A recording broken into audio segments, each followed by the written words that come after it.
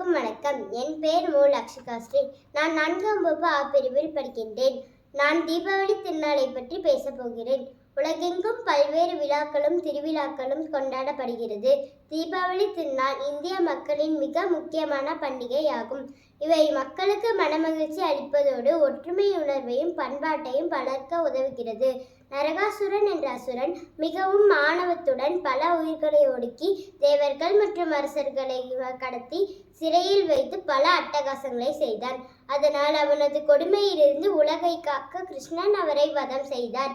மேலும் நரகாசுரனை கொன்ற நிகழ்வுதான் ஐப்பசி அமாவாசை என்று தீபாவளி பண்டிகையாக ஆண்டுதோறும் இந்தியாவில் கொண்டாடப்படுகிறது. தீபாவளி அன்று மக்கள் விடியற்காலையில் எழுந்து எண்ணெய் தேய்த்து குளித்து புத்தாடை அணிவர். கோவிலுக்கு சென்று இறைவனை வழிபடுவர். பின் பட்டாசு வெடித்து மகிழ்வர். உறவினர்களுக்கும் நண்பர்களுக்கும் இனிப்புகளை கொடுத்து வாழ்த்துக்களை பரிமாறிக்கொள்வர்.